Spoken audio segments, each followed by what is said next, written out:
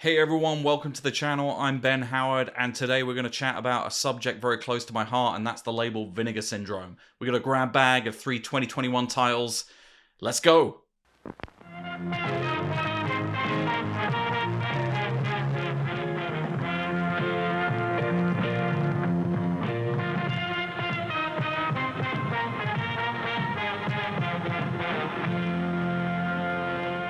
So as I said, we're going to talk Vinegar Syndrome today, a label which has just gone from strength to strength over the last decade and is really just one of the most vital labels preserving and restoring cult movies right now. If you'd asked me a decade ago, would we still be talking about Vinegar Syndrome to this extent? All the work they're doing with their partner labels, the stuff that they're putting out in 4K, a movie like New York Ninja, restoring a movie that's completely lost and restoring it from scratch with new voices and actually making a movie that never existed. The work that team is doing is just incredible. And so we're going to talk a lot about Vinegar Syndrome on this channel over the coming months. We've got the January subscriber box going to be arriving in the next few days, which I plan to unbox and look through on the channel, along with some of the new partner releases. That's been one of the new additions for Vinegar Syndrome most recently, is the amount of partner labels and the way that they are enabling small labels to really get a foothold and start up easily through the distribution that they provide, the manufacturing that they provide, and the restoration facilities and scanning facilities that they provide as well. So some amazing stuff coming up. I wanted to kick off the channel by talking about three releases that I picked up towards the end of last year and due to COVID, finally had a chance to actually watch over January. I watched many more than this, but these are the ones that really stood out for me, and I think you might be considering. These all three of these titles came out during 2021, and I picked them up at the Black Friday sale, although they weren't in the Black Friday sale. I think all three of these titles will be in the halfway to Black Friday sale at the 50% or whatever it is discount. So if you hang on, you might be able to get all three of these fairly soon. And yeah, let's dive in. I'm going to start by talking about a movie which I'd heard about. I think I read about in way back in the 90s in various video magazines, and that is Steel and Lace. Steel and Lace, a direct-to-video movie from the early 90s. It's ostensibly a rape revenge movie, although one which weaves in an entire cyborg subplot to it. I'm gonna pull up and read to you here the Vinegar Syndrome description on the site. After her attackers go free, Gailey Morton, the victim of a vicious assault, commits suicide. Her vengeful brother, brilliant robotics engineer and scientist Dr. Albert Morton, decides to use his skills to exact revenge, transplanting his sister's brain into a humanoid cyborg. With bone-crushing strength and an array of built-in torture devices, Albert begins sending Gailey on a series of missions to violently do away with the men who wronged her. That's a pretty good description. It is a rape revenge movie. The scientist who builds the cyborg is played by Bruce Davison, who you'll have seen in many, many other things. Claire Wren plays the cyborg. And there's also a subplot. As these murders are taking place, she's exacting revenge. There's a cop looking to track down and find out who's committing these murders. That's played by David Norton from American Wealth in London. The movie itself it's a pretty strange mix of police procedural and hyper-gory sci-fi horror movie. The kills themselves that you get as she extracts her revenge are really inventive. She's a cyborg, so she has all kinds of weaponry, drills that pop out of her, all kinds of things like that. And they're really well executed. The director of this movie, Ernest Farino, was a special effects guy before doing this, and I don't think he did very much after this. But this movie has a 45-minute or so documentary, which you get a breakdown of all of the key players talking about how this movie was made. I always think it's fascinating. This is a movie that was designed for the video market and the cable market. I don't think anyone ever expected there to be a making of about this film. but there is now. And, you know, as always, Vinegar Syndrome do an incredible job with the presentation here. This movie is actually presented in 1:3 ratio, so like pillar boxed on both sides because it was originally shot for video in the cable market. It's also got a 16:9 crop version as well, so you can watch it on your widescreen TVs, but it will be cropped. Scanned, restored from the 35mm, not the negative, but the interpositive. And yeah, they've done an incredible job with this. The beautiful new artwork. This is the slipcase. I'll pop this out so you can see you've got the, this is the original artwork on the other side. The original video artwork from the 90s. I think the movie's good. The kills are really inventive. It's got impressive gore that is really the highlights. Unfortunately, the movie is really light on action outside of that. It's a rape revenge movie with very little action, and most of the runtime is taken up with David Norton as the cop investigating the crime, along with a sidekick who was a courtroom artist during the original court case. They're trying to find out who's killing off these guys one by one, and there's a pet hate of mine in these types of movies, right? Which is a procedural type plot in which the audience already knows every element of the mystery. We know that the woman who has been wronged after killing herself has been brought back as a cyborg, and that she's knocking off the guys who got acquitted from her trial one by one. We know all of this. There is no mystery, and so we spend much of the running time having to watch David Norton investigate the crimes with no air of mystery or what's happening at all. So a bit light on action. The kills are really impressive. It's just a weird gonzo mix of tones and genres, right? It would be a pretty staid kind of movie of the week, rape revenge type story if it wasn't for the weird kind of special effects and gore stuff that punctuates the movie all the way through. But I think it's worth checking out, if only for its weird, strange mix. And as I said before, Vinegar Syndrome have put together an amazing package.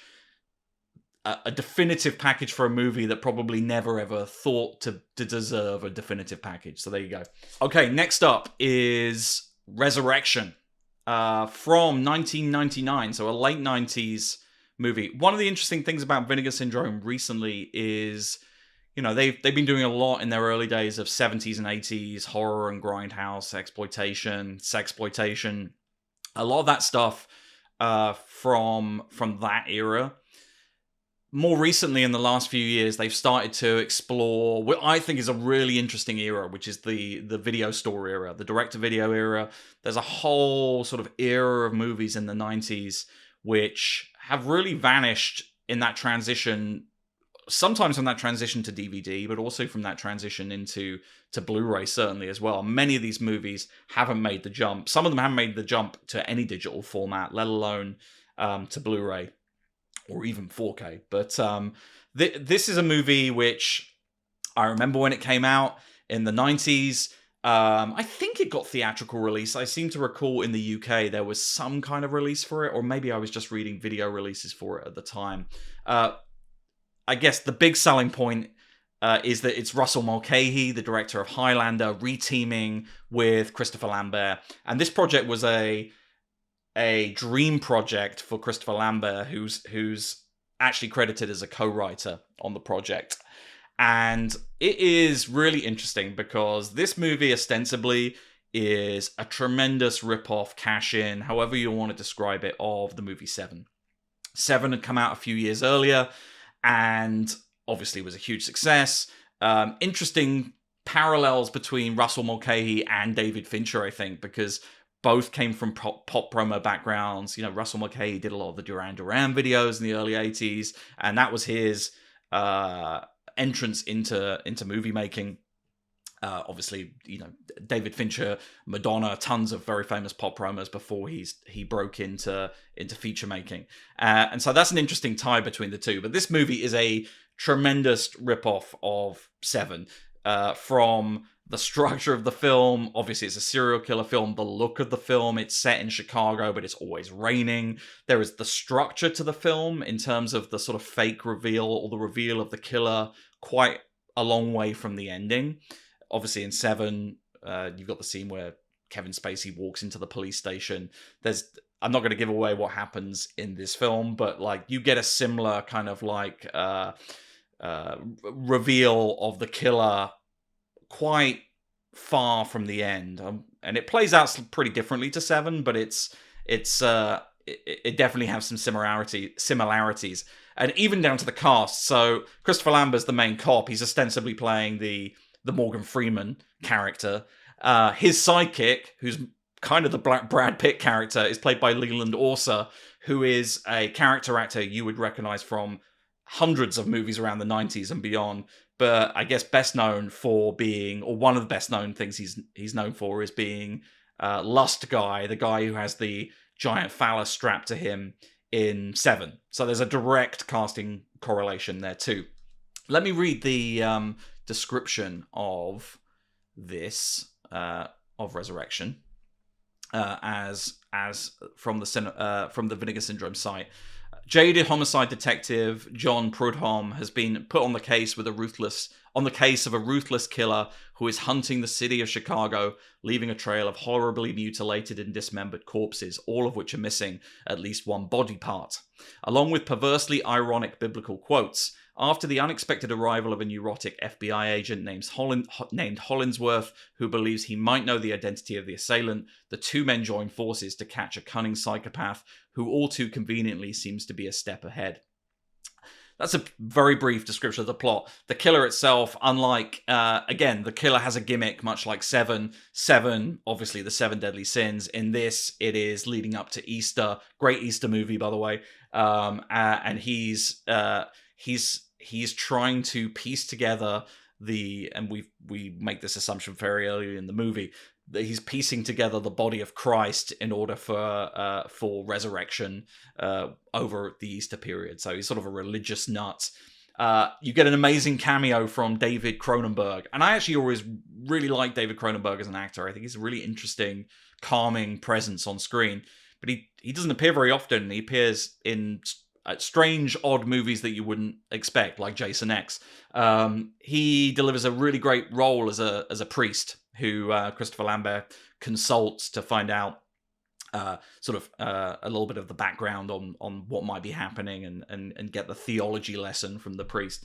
Again, fantastic presentation from Vinegar Syndrome here. Here's a movie I figured that if we ever did get on Blu-ray, and it may have been available on Blu-ray before, but it would have certainly almost been a completely bare bones affair.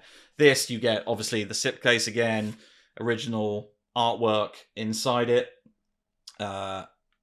This being the original VHS, I presume, artwork from back in the day. Newly scanned and restored in 2K from its 35mm into positive. You get an interview with Russell Mulcahy, an interview with Robert Joy, one of the actors. You get an interview with Jonathan Potts, another actor from this. And you get an interview with the composer, Jim McGrath. In fact, the soundtrack is really terrific.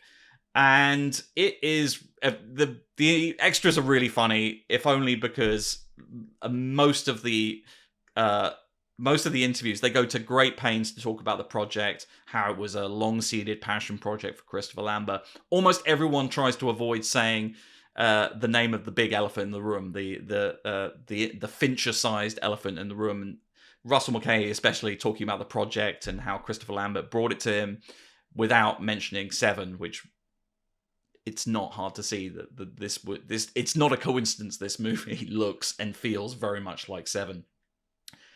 On its own right, though, it stands up. I think the mystery is pretty good. The kills are nice and grisly.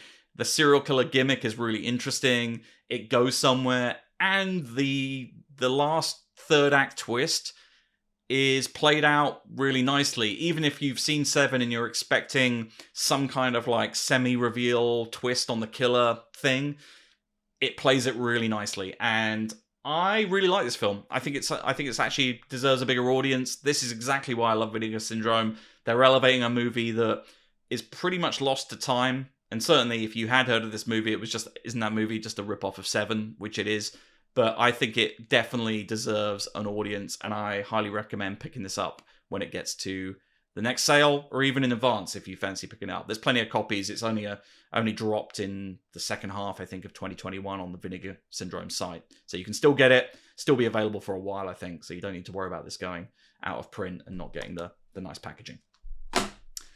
Finally, my favorite movie of the three. And this is a really interesting movie, a slightly different kind of movie to the other two.